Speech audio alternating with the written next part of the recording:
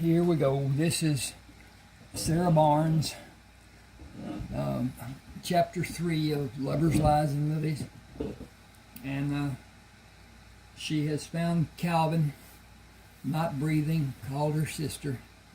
Anyway, we'll continue with the story. Okay, let me see if I got everything straight here. Looks pretty good. Whatever. Alright, to start with, if you are interested in buying my books, I have 30 of them. You can look on my website at ronaldwalkerauthor.com, or you can look at the Smashwords. Look up Ronald Walker Author, or you can look up one of the books, whatever. But anyway, the payment for one. And I use Zelle, Z-E-L-L-E, at both the banks that I use here in East Texas. It's safe. If something happens, if you aren't satisfied, if you and I can't work something out, which we will, you can still get your money back. If something were to happen to me, car wreck, I died, whatever. I'm up in my years now. Don't have much time left, I don't believe. But we'll see. My wife tells me I've got long years, so therefore I'm going to live a long life. Well, Lyndon Baines Johnson had long ears too, and he didn't make it long. At any rate, here we go.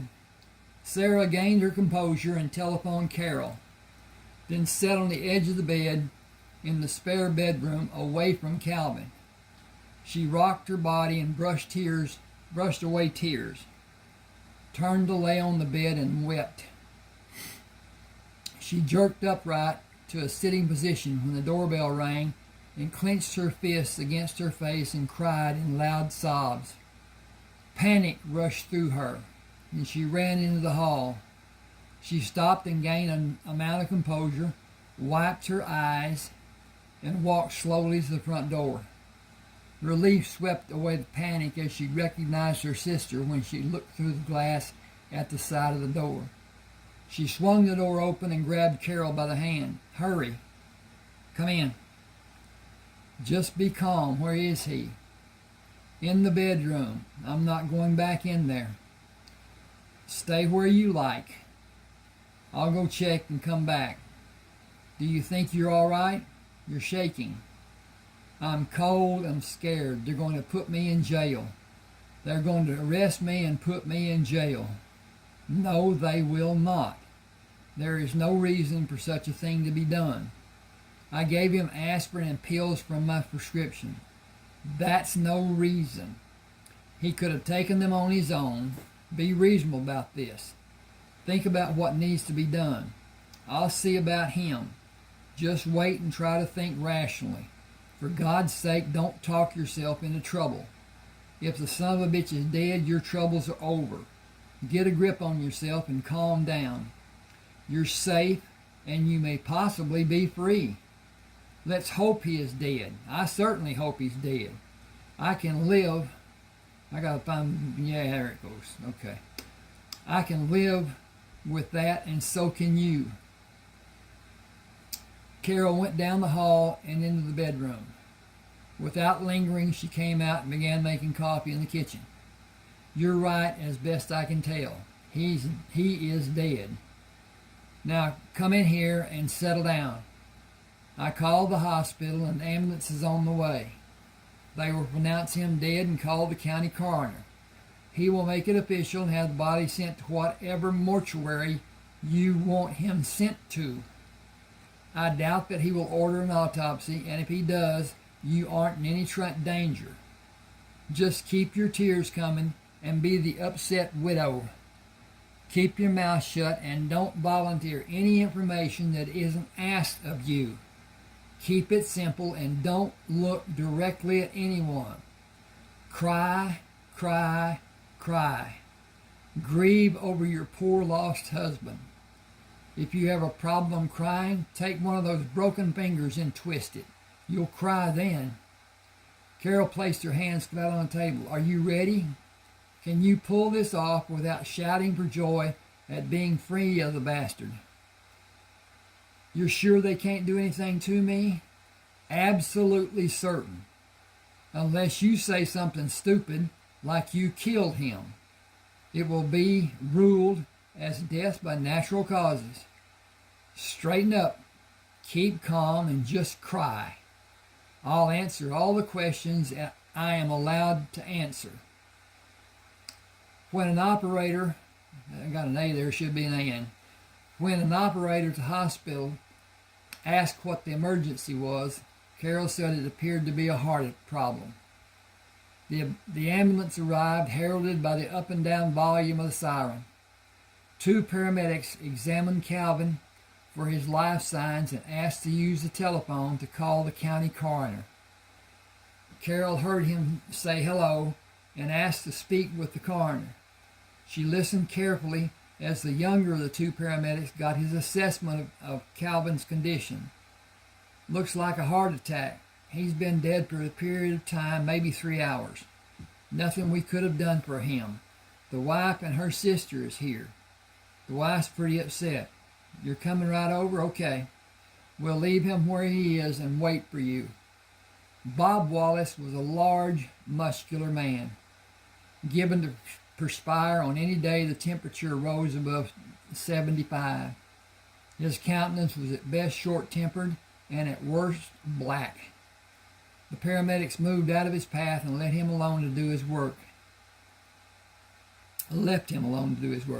He was in the room with Calvin only a few minutes, then rambled down the hall to the bathroom.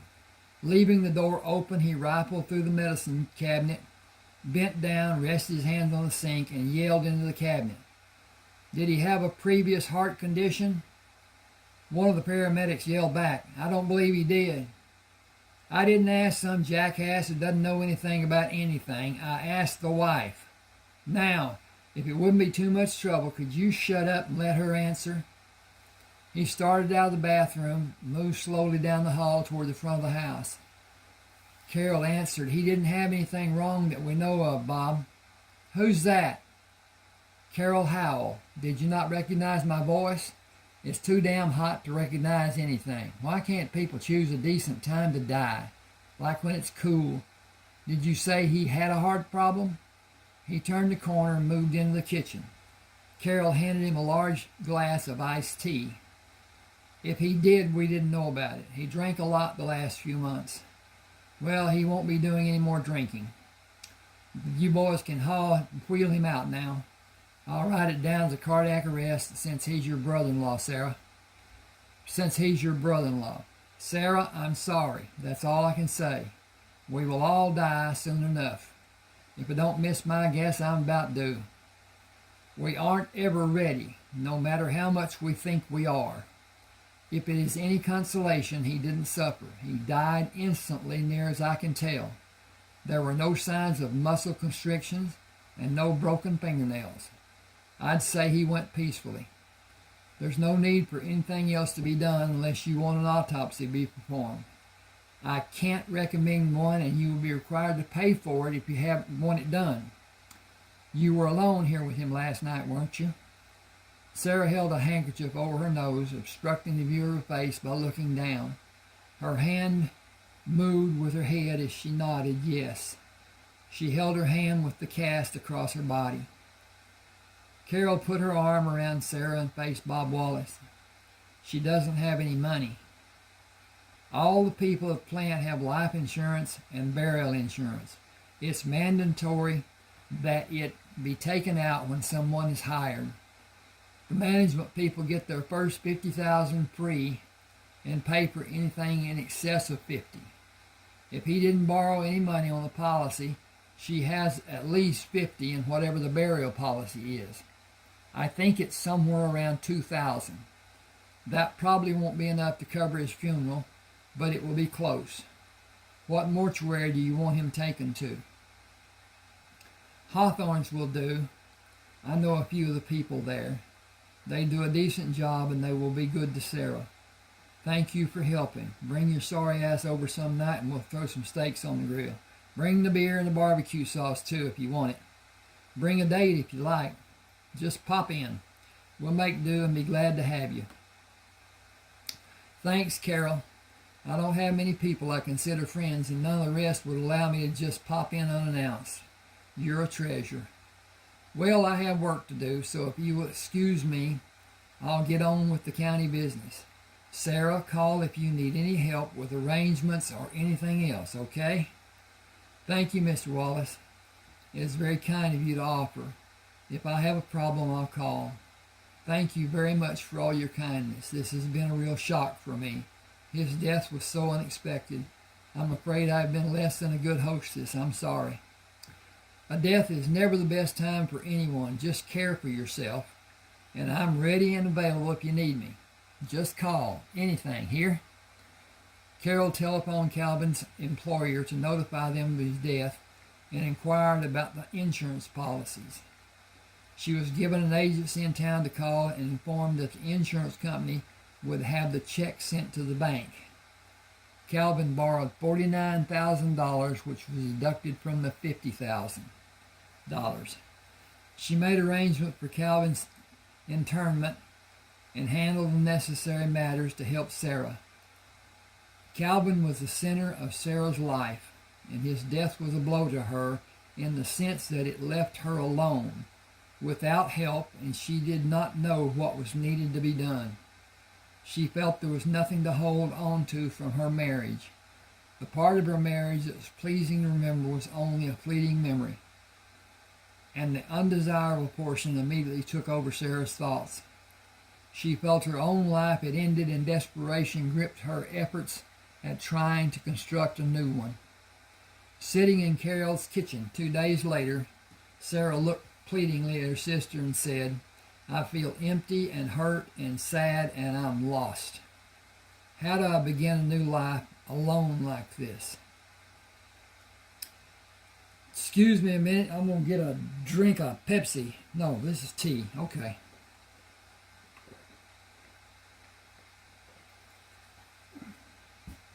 I have a particular malady, you might say. I had a bleeding ulcer, and the bottom valve, the pylorus valve of my stomach, was removed, and the gut was resected. And so they didn't know what to tell me. They told me to eat in small portions, crackers and peanut butter and blah, blah, blah. And that's far from true. What I do is I don't drink for 30 minutes before I eat, and I don't drink for 30 minutes after I eat. Then I can drink all day and everything's fine. But nobody told me that. I had to find out for myself, and it was quite a shock. But at any rate, that's about it. I have hypoglycemia, SEMA, which is a low blood sugar, not a high blood sugar, which would be diabetic. I suppose I'm somewhat diabetic, but anyway, getting my little things that's going on with eye blarings and different stuff, head reeling and whatever, and I just down a little sugar, put it under my tongue, let it dissolve, and pretty soon everything's copacetic, or I think it is anyway, so I just do my own thing. At any rate, she's got it all managed with Calvin's internment and whatever. Calvin, blah, blah, blah, blah. We're going to get down here. Oh, I'm way past. Sitting carefully. Carol held up her hand with one finger extended. One day at a time and everything in its place. Before you start a new life, bury the old one. Bury that son of a bitch. Put the casket in the ground. Oops. I got moved over here. Didn't work. Throw dirt over it and cover it up. Take whatever time you need to feel closure on your old life. Cry over him all you need to and get it out of your system. Get your house in order and look at what you want your life, how you where you want your life to go. Wow. Then take the first step that will start your journey to a new life. When you've done that, bring over a magnum of champagne and we will toast Calvin's departure and your freedom to have that new life. The day of Calvin's funeral, Sarah placed lilies tied with a green bow on his casket and stepped back to stand beside Carol. Detesting Calvin, as Carol did, she did not understand why Sarah placed the same flowers she earlier placed on Sarah's baby's casket and whispered to Sarah, "I would have been happy if you had spit on his casket. Why did you do that? He does not deserve the beauty of any flower, much less lilies. I did it for our daughter in her place. None of his people are here, and I felt she would want to be included." Carol said, "I do not wonder that none of his family came to see him off. None of them could stand to be around him when he was alive, and none of them will invest a single day of their work to honor him. This is finally over. Come to the house. You need to eat and start living your life instead of being the housewife of a disgusting drunk." After the funeral, Sarah sat across from Carol in her sister's kitchen. Lifting a cup of coffee, she looked across the cup to say, "I'll grieve for Calvin and for myself, because of the loss of my life, my lover, my confidant, my comforter, and my friend. All of those things actually died a long time ago, but I never had to face that fact until today, when I buried all of them." Carol wiped tears from her eyes. Death will eventually come to all of us. The trauma that is left for each of us who survives to live with... The trauma is left for each of us who survives to live with and overcome. Living with it is simply a matter of letting it happen. You have to formulate a way to overcome, to manage, to put it in the cubbyhole where it will stay so it doesn't affect you in everyday life. That will not come quickly, and you will have to be patient and let it happen. You have to discover how to do that in the best terms for yourself. It will be difficult, but you will get through. You were a victim. Now you're a survivor. When you have your head and life in perfect order, you will be at the next step, which is thriving. You have to nurture yourself as you are a growing plant and grow as the plant would. Thrive as a healthy, autonomous person. Don't idolize Calvin's memory. Don't make it better than it was. Remember everything, not just what you would have liked it to be. Remember how your hand was broken and look in the mirror from time to time. It's very evident you weren't able to completely straighten your nose the last time it was broken. Remember that. Yes, and remind yourself what your life was like. And remember how you were hurt. How much worse would the abuse have become? How much worse would your injuries have become? Thank God he's dead, and we will never know how far it might have gone or how bad you might have been hurt. Okay, this is chapter 4. Excuse me just a second. I got to check on stuff here. I have a problem that I don't know if it's actually real. YouTube does not allow long, and I don't know how long, videos. So I try to keep mine down and try to stay in good graces with everybody. At any rate, here is chapter 4. Sarah fought depression constantly bombarding her until she broke into tears and screamed against the pain of her life. She took comfort in the warmth and welcome of her bed during the time she was unable to maintain control. Reclining on her stomach until the bouts of despair passed, her tears brought relief. She busied herself cleaning the house as well as her one useful hand would allow, and spent the remainder of the time reading. It was a labor for her to do more than stay in the house and get through the day. it was a labor for her to do more. Okay. Carol was the only person she allowed to visit her, feeling too ashamed to let anyone see her bruised and wearing a cast on her arm. She thought of ways she might recount with the friends she once had that Calvin alienated. Carol was an inspiration for Sarah and spent time with her each day. You could come to our house and get away from the memories this house holds for you.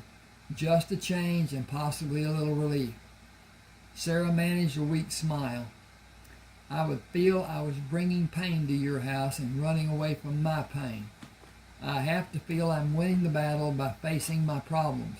I can't accomplish anything if I can't do that. I appreciate the gesture, but I'll stay here until I have something to run to instead of away from. The cast comes off tomorrow, and I think it will help. If I can manage to get through this week, I think it will be a milestone and I'll be so much better. The following day, Sarah got up early and put on a record with a fast beat, hoping it would cheer her and brighten her day. She fixed breakfast, but only ate a small portion.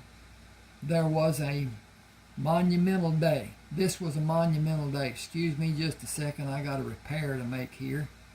If I can get this done stuff. Okay. Had a comma there. Didn't need to be. Now I got a place where it says to put a comma and I don't see the sense in it. And divides the sentence, and I think that's good enough. Now, yes, if subjects is on one end of the and another on the other side, yes, it needs a comma. At any rate, here we go. This was a monumental day. The cast was to be removed, and enigma of that presence would be gone. She cheerfully dressed for the visit to the clinic. A small saw produced a whirring noise, and its revolutions diminished as it pushed against the plaster. The doctor broke the two edges apart and removed the bandage from Sarah's hand. The paleness of her skin will be gone in a short time. I'm sorry, he's talking. The paleness of your skin will be gone in a short time. You have healed very nicely. We should have a toast, but there are laws and we are fresh out of champagne. Call me if there's a problem. You may suffer small strains if you overdo. The muscles in your hand have atrophied. Oops. I'm not on the page where I can do this. Okay. Atrophied from lack of use. Ease back into using your hand. It will gain strength in a few days and should be fine. Sarah looked up smiling. Thank you for all you've done. She felt a heavy load was lifted from her when the cast was removed, and before going back to the house, treated herself to a meal at her favorite steakhouse. She found little change about the feelings she had toward her house. It was a symbol of pain she had suffered, and she took no comfort from having it. The necessary paperwork to make an application for Calvin's insurance was filed, and she was told she could expect the settlement in 2 or 3 weeks after the insurance company received his death certificate and acceptable proof of their marriage. By virtue of a state law, the funds in her bank account were frozen after Calvin's death. He died without a will, which left the ownership of belongings on both their names in question. Sarah was legally indigent, but there was no other claim that could be made for ownership of the estate. She petitioned the court for survival, spousal ownership, and continued to live in the house while her petition was being reviewed.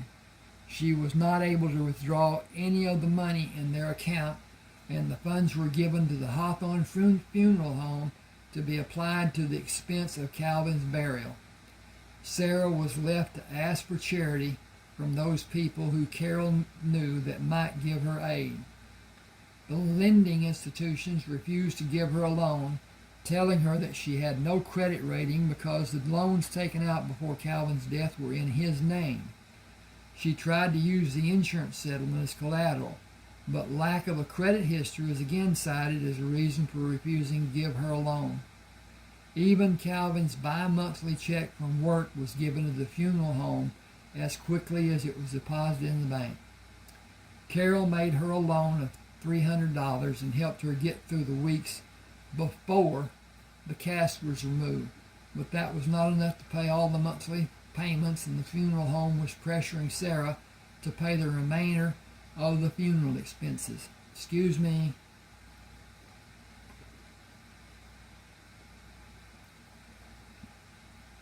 She arranged to pay the interest on the loans for 2 months without making full payments. With the bank taking the deposits, her cash was down to less than $20, and she was near an emotional breakdown when she entered Barlow's supermarket and found John at the back of the store. You told me to come to you if I ever need anything. I am desperate for help. Come up to the office. I heard what happened to your husband. I would be less than honest if I said I was grieved. I am ambivalent about his death because I regret your loss and what you have gone through, all that you have suffered. But I feel no sorrow because he can never hurt you again. It wasn't totally his fault. Are you telling me it was also your fault that he beat hell out of you and didn't give a damn if you were injured or possibly maimed for the rest of your life? That is asinine and preposterous. You were the victim, not the perpetrator. You have no responsibility for his violence. You don't see yourself as the cause of him hurting you, do you? They climbed the stairs leading to the office, entered and sat facing each other at his desk on opposite sides. I had a responsibility to our marriage to make things right between Calvin and me. I failed in that responsibility and could not get him to see anything other than what he saw as our individual failures. I have to disagree with you. He had a sickness, and he had the obligation and responsibility to seek competent help to cure his sickness. His abusive attitude toward life and his wife, and his using you as a punching bag to vent his anger, coupled with the aggression he was unable to take out on life, was a sickness. The fact that he felt as he did about life playing tricks on him and his need to strike out at something or someone was a sickness. The first time he lost control and hit you should have alerted both of you to his need for help. If you have blame in what happened, it is merely the fact that you loved him and gave too much. Excuse me. It's wintertime. Tears welled in Sarah's eyes, and he handed her a napkin. She looked at him over the napkin and wiped her eyes. You don't understand. I have no money to pay for anything, and I have no hope of getting any. I've spent the day talking to bankers and loan officers without even a glimmer of hope for any help. They all say the same thing. I have no credit history, and they are powerless to help me. I have money coming in a few weeks from Calvin's insurance, but that doesn't matter to them. I don't know what I'm going to do. I have bills to pay. The bank has, it didn't do anything, taken my money because Calvin didn't sign a right to survivorship for me. That would have given me the ability to use the money in the checking account when he died. Instead, the funeral home was given the money. Then, because I thought I could write checks, I have several to retrieve that were returned to the business where I wrote them. They were returned as insufficient funds. Barlow's holds 2 of them. All of them going to be turned over to the prosecuting attorney for trial. John dialed the telephone. Hello, Harold. This is John Barlow. I'm sending Sarah Barnes over to see you. Please do me a favor and give her any money she may need. You can set it up for a 30-day pay off or however you want to do it. Yes, that will be great. Thank you. Goodbye. He returned this receiver to the cradle and turned to Sarah. You can see Harold Townsend at Liberty National Bank and get the money you need. You can do that today. Just go to the door and tell them who you are. They will see that you're helped. Do you have plans to work?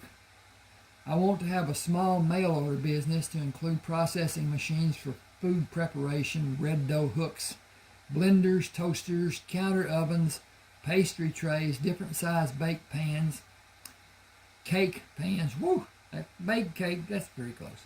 and everything needed for cake decoration, utensils for cooking. The proceeds, processed. Woo! I got my eyes all, whatever. Anyway, and the processed food to make specialty items. Later expand to anything the customers ask to have. That will be my business when I have the capital to start. How much do you think you need?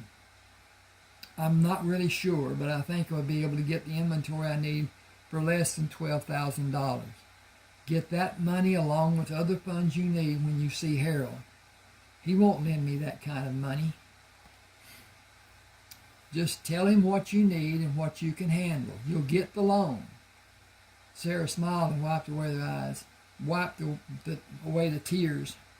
It's almost eyes, but it could be ears. We'll see. Anyway, thanks for trying to help. I am at my wit's end. Don't underestimate the kindness of the human heart. I've seen numerous human hearts this whole day long. None of them were beating in my favor. They were not properly motivated. Go to the bank with faith in human kindness. A burly security guard met Sarah at the front of the bank. Hello, are you Sarah Barnes? Yes, I am. Please follow me to Mr. Townsend's office. He walked to the rear of the bank and toward an office with a smoked glass door, knocked on the door and opened. Go right in, Miss Townsend. Mr. Townsend is expecting you. Woo! Get awful dry sometime. But anyway, here we go. As the guard moved to allow her to enter, Sarah was able to see the letters etched on the door. Harold Townsend, bank president. Harold stood when Sarah entered his office. Please come in. Will you take a seat? How much money did you need today, and what are you thinking you will be able to pay in return? I want $14,000. The inventory and setup for the business and time before it will all be done will require that much. I am gambling, but I am confident I'll be successful. There isn't a problem with that figure.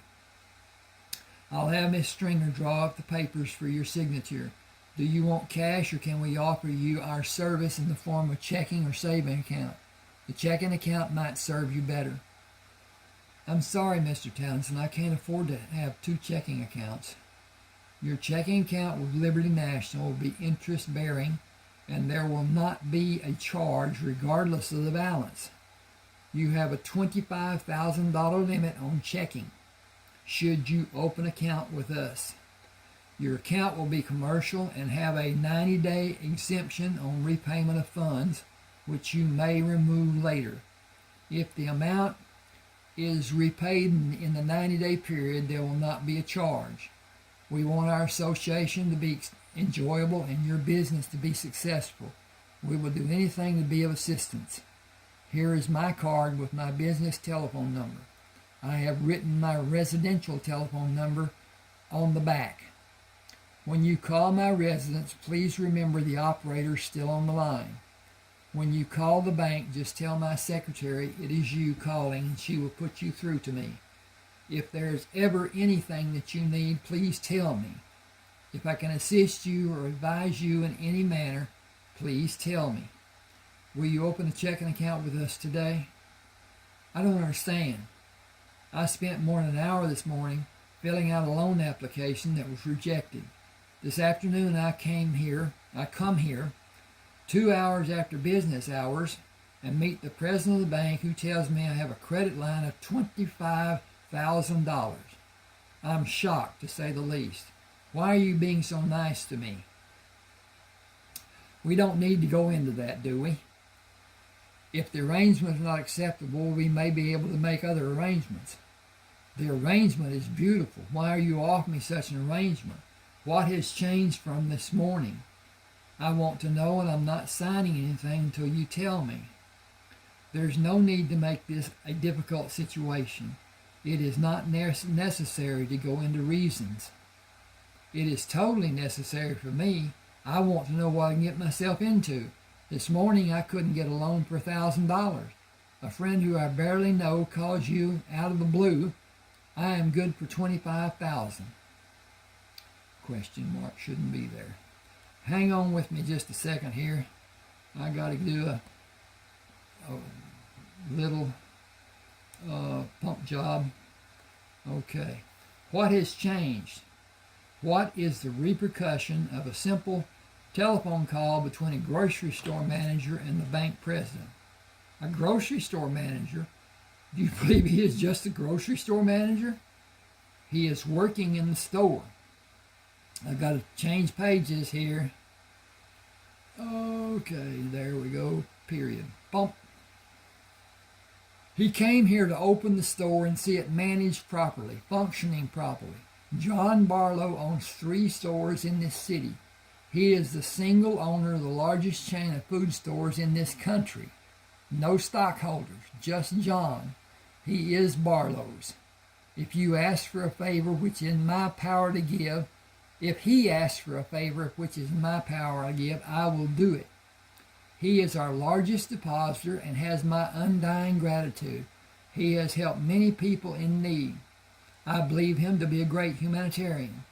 If he is a friend of yours, and I believe him to be, then you are a very fortunate person. Sarah sat with her mouth open and stared incredulously at Harold Townsend for several seconds. She regained her composure and said, "Thank you, Mr. Townsend. I'll sign the papers and be glad to get the help.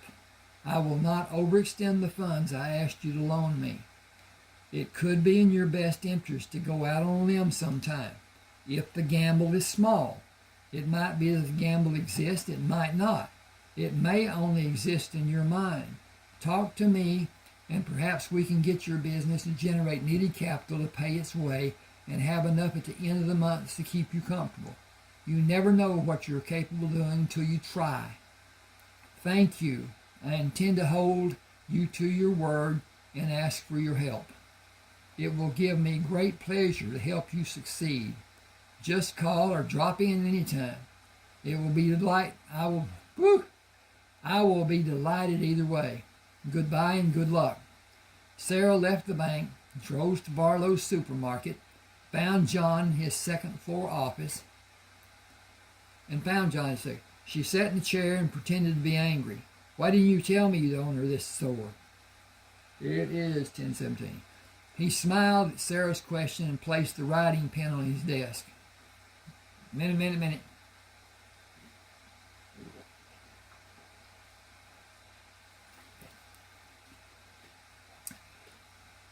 I own the 3 Barlow stores here and the chain that stretches across the eastern and middle parts of America.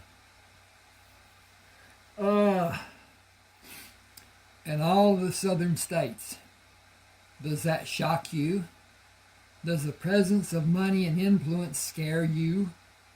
Will you have dinner with me even though you know I'm wealthy? Do you think that money puts me in a better position than you? Sarah looked up at John. "You know, it's really funny, but when people who have never had a large amount of money consider those who do, they put them in the category of being rich. Yet when a person who has a large amount of money speaks about themselves, it is in the term of wealth. What a difference in perspective money makes." Well, let's talk about perspectives. I was born and raised, and I might as well say bred, in the inference of the biblical connotation, in a quarter-dance whorehouse in New Orleans. That is what it was, a whorehouse. I will bow to tradition and hereafter refer to it as a brothel. My mother was a working member of that brothel. She became pregnant, had me, and kept me. I have no reasoning for what she did because having a child must have been a tremendous burden for her. She kept me for whatever her reason or reasons were. After her death when I was 2, the madam and lady of the house raised me. Boy, that doesn't fit, because that ain't what happened. I got to change that. Oh, I'm just going to take that a little bit out. I'll hang on just here. After her death, the madam.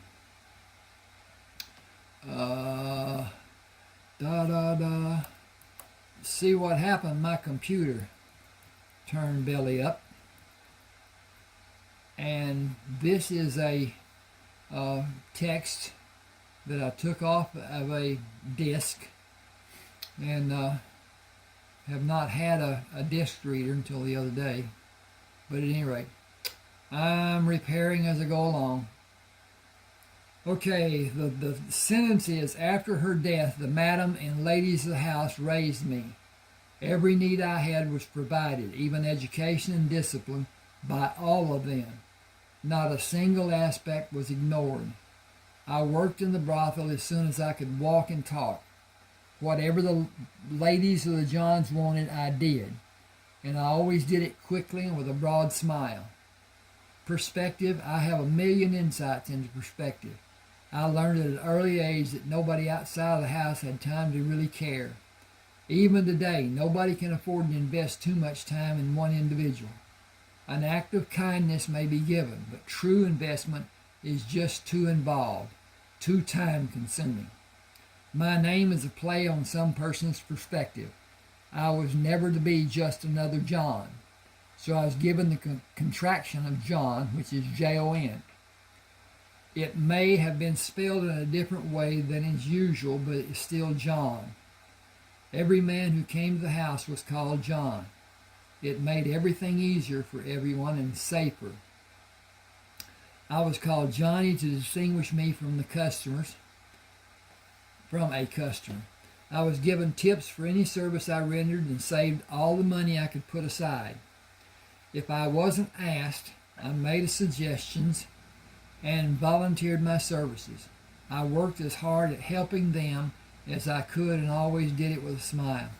I busted my ass to please all the people I was around. I tried. This didn't work, so it's got to be up there. I tried to convey to them that I was happy to do anything I could for them because most of them had already done so much for me. Most of them had gone out of their way to help me, and I tried to pay them back and make them proud of me. My rewards for trying to please them evolved from the thank you, which I got at first, to reasonable tips for a small child and probably unreasonable tips for a young man. Even good tips for the racetrack. I had people place bets for me, but tips are not an absolutely foolproof bet. Those bets always won.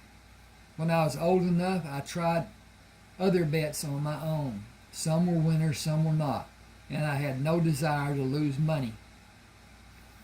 I'm going to repair this a little bit too, if you bear with me.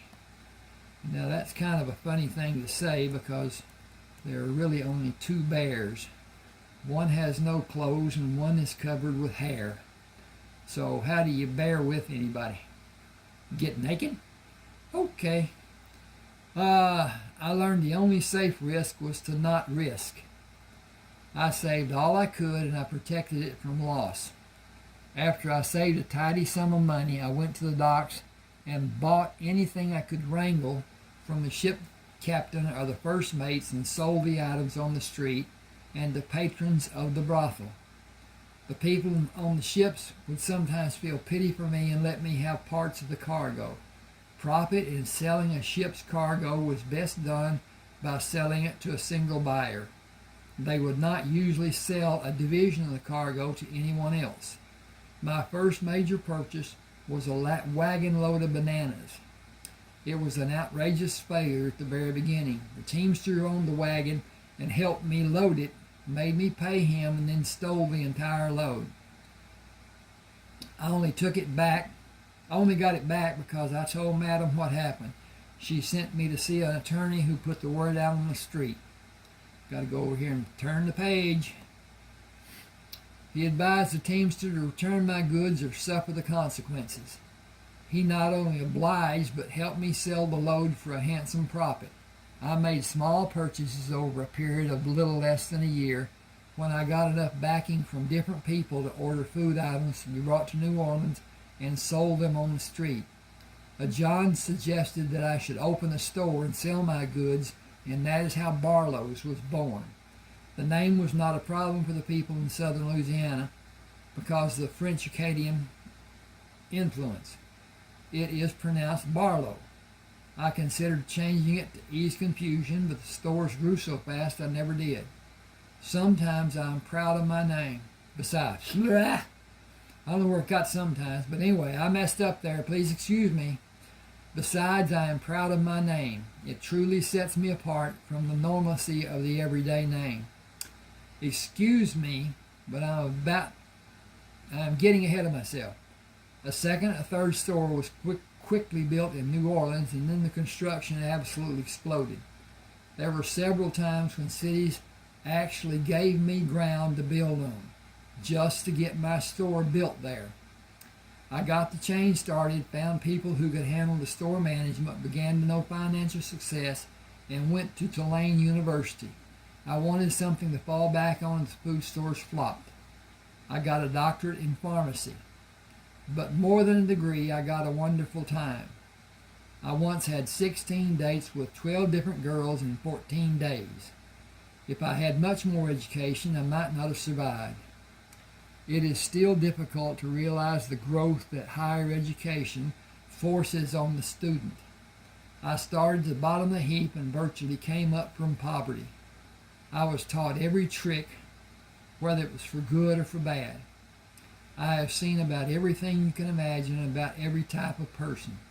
I have been educated in every sense of the word, in particularly the worldly sense. If you want to do something in a different way than is usually done, I can probably tell you how to do it and tell you what the outcome should be. The problem is not the circumstance, but the individuals. Pride will not allow many people to accept the expertise and experience of another person. It is a shame, but it is a fact. A very cold, very hard fact. I've seen every type and description of woman anyone can imagine, and you are the loveliest woman I have ever seen. I wanted to know you the minute I first saw you. I wanted to possess you, hold you, touch you, love you, know you, all the most intimate ways possible, if you will allow. I don't want forever, and I only have a short time to give you. I will show you things you have never experienced in your life. I will give you sexual pleasure you have never known or dreamed to be possible, but I can never give you my hand in marriage. I had good sexual experiences with Calvin. Is he the only man you ever bedded? Gotta flip the page. Yes, he is. Well, I'm not flipping. I would hazard a guess that you have probably never experienced an earth-shaking climax. You have probably never had love made to you by a man who takes his time.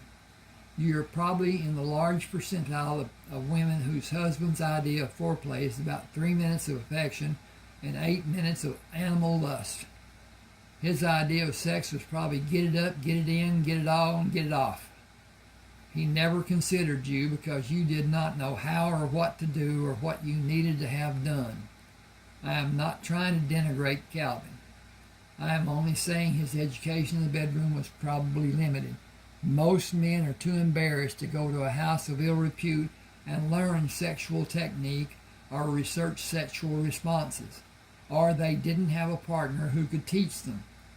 Everyone is different in their responses, and a sex life as a program requires experimentation and discovery. It needs times for the partners to know the other's needs and ability to respond. I have no doubt our first time together will be explosive but awkward, and it will be a sexual awakening for the two of us individually. Excuse me.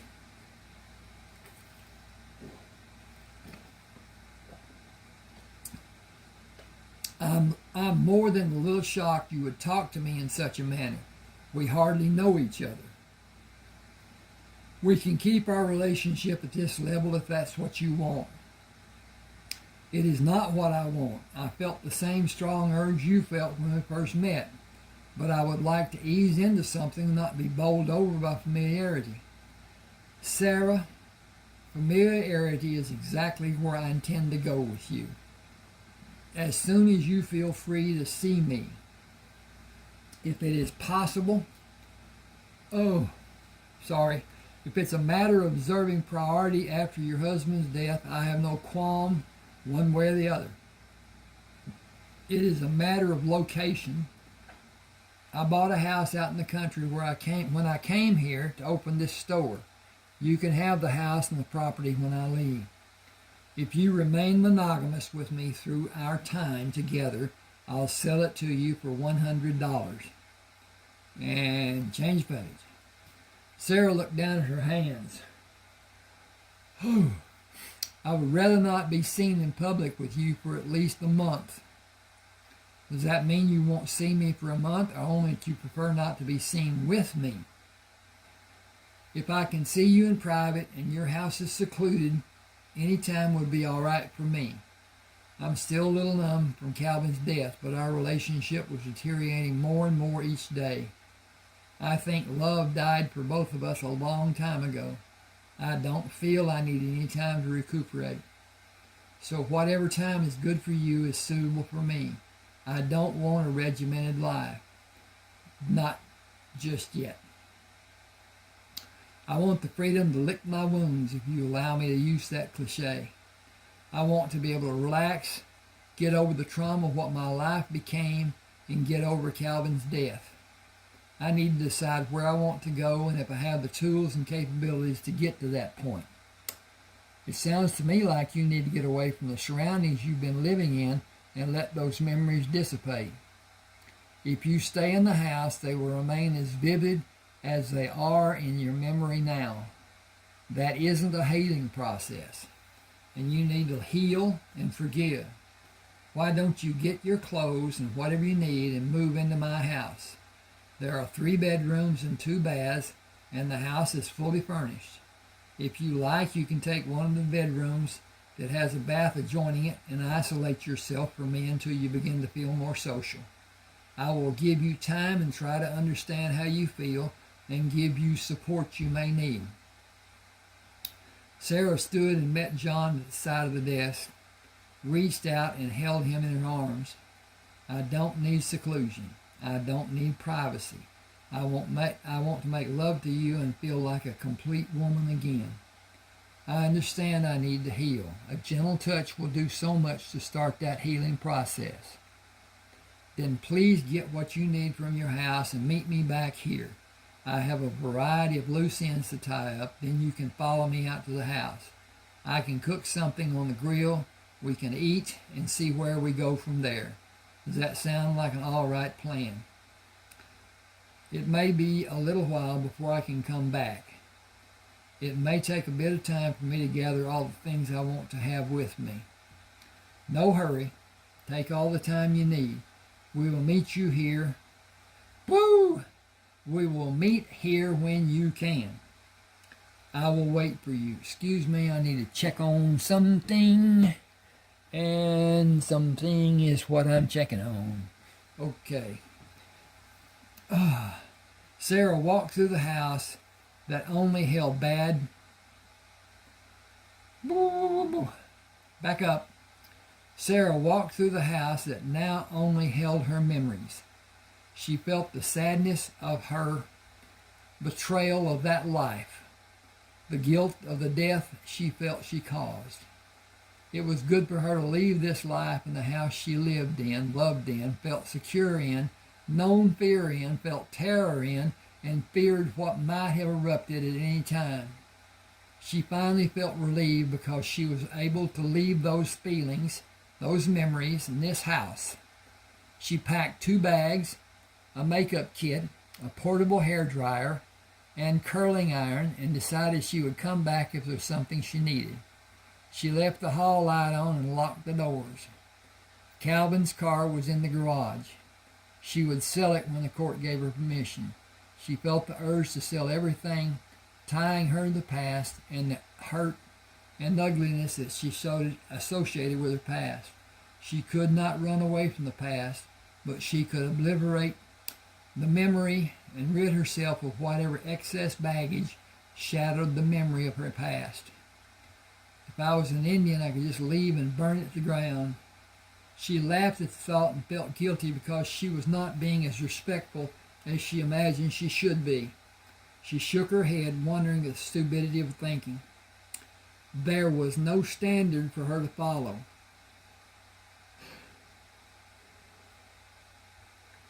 It was not her intent to kill Calvin. She was not glad he was dead, or was she? No, his death was an accident. Her heightened emotion made it impossible to decide how she felt about his death.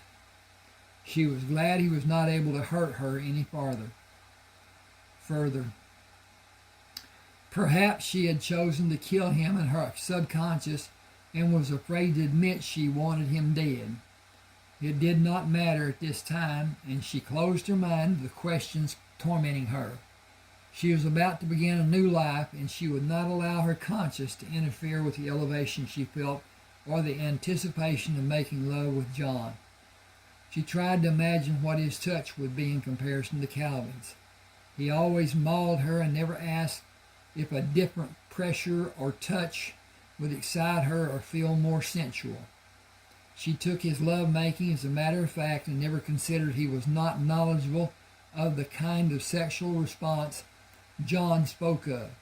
She had always enjoyed the small amount of time Calvin allowed for their sex life, but it was as John had said, very little foreplay, and after Calvin reached orgasm, the act was completed. He went about the things that gave him happiness.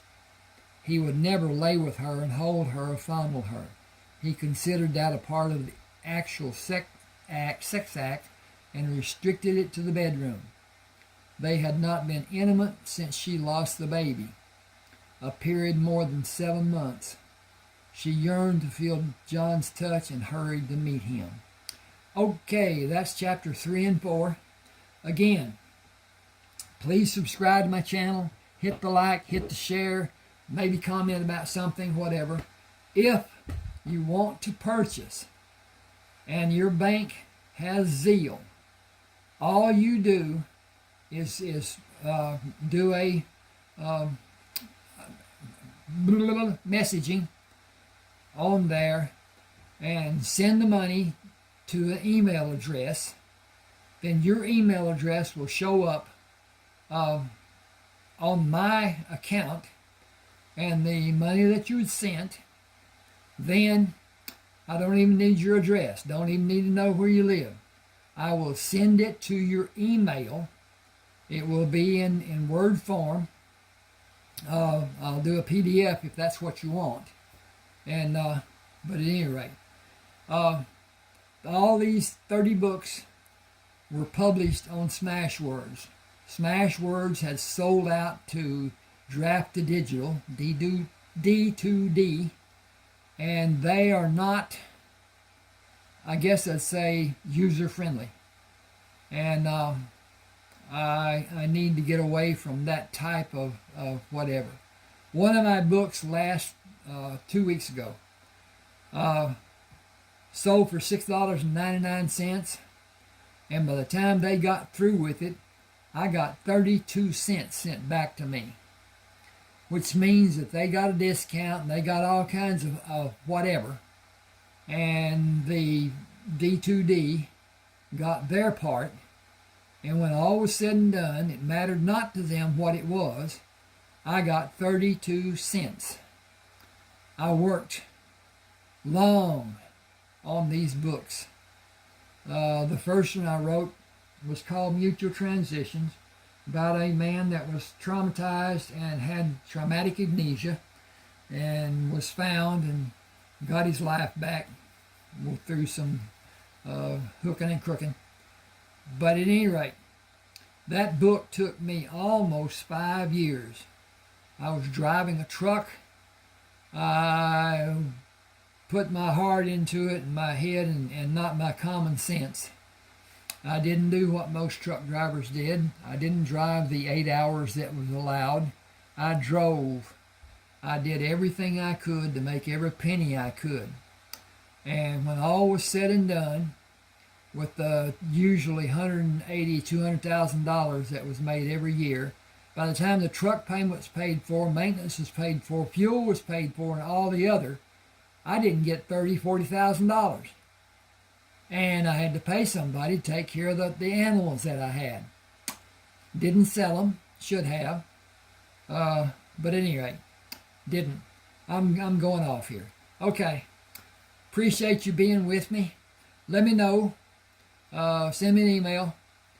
I really, really appreciate it. Thanks a lot. Okay. KKK.